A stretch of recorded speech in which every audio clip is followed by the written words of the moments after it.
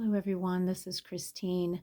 Behind me, you will see some dogwood petals um, from the dogwood tree in my backyard. And I wrote a poem titled The Dogwood Tree out of an experience that I had with the Lord, talking with Him over His creation. So, the title of this piece is The Dogwood Tree. 4 beautiful petals, all in perfect form, white in color, sinless and pure. The top of his head bleeding in pain, his arm stretched out to carry our gain, his feet trying to withstand the pain. Thirsty and tired, he began to plead, Father, forgive them. I asked you today. Give them mercy, I pray. I shed my blood so long ago. So look on the back and remember me the next time you look at the back of the plant of a dogwood tree.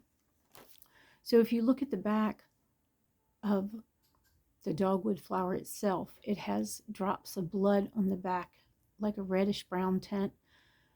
The flower itself represents the crucifixion, where you can see that it's in the shape of a cross, and each petal has an indent, and on the back you can see as though it was old stained blood. But that's what Christ did for us, and He died on that cross for us so that we could have eternity with Him.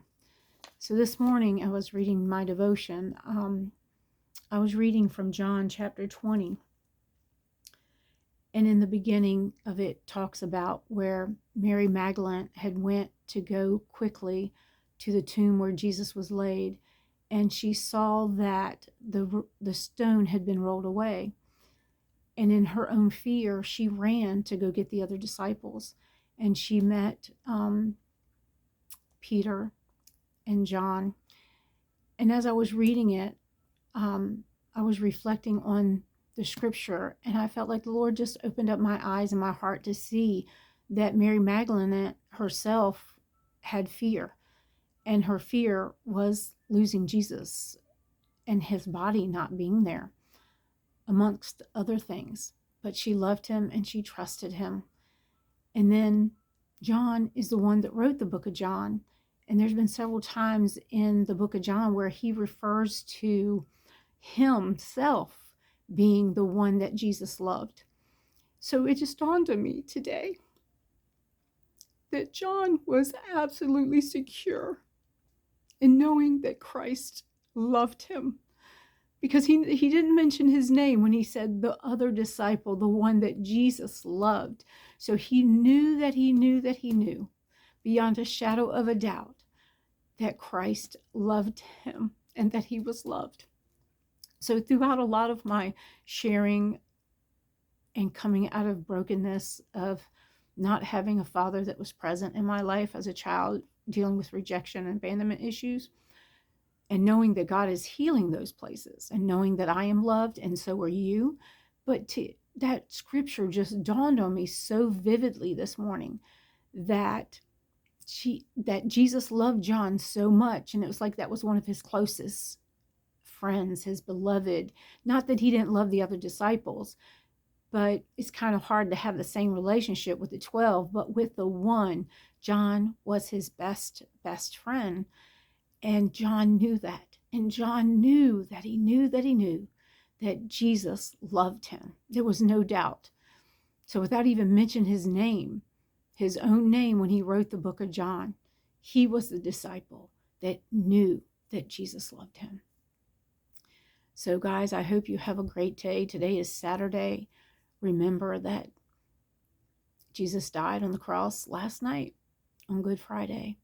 But we have tomorrow to look forward to. So I pray that you celebrate knowing of the resurrection. And I will try to attach some photos of the dogwood tree that I took, and I hope that you can reflect on them and know what Christ did for you. So the next time you look at a dogwood tree, look at it because it symbolizes, and it is a symbol to us on the earth of the cross. And just I marveled sometimes at the creation that Christ and God fashioned together to make this beautiful place, earth, beautiful, of just in creation itself. Has the world gone destructive? Yes. But we have one thing that we can hope on and love on and remember what we have coming for us because of the cross, because of the blood of the Lamb, and because of what Jesus Christ did. So again, I'd like to read this quickly so that we can end this typing with, again, the dogwood tree.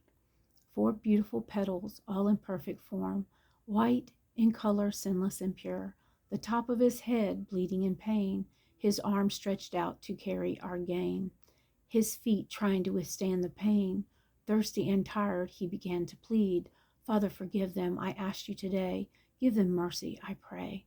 I shed my blood so long ago, so look on the back and remember me the next time you look on the back of a dogwood tree. Blessings. I hope you guys have a great day.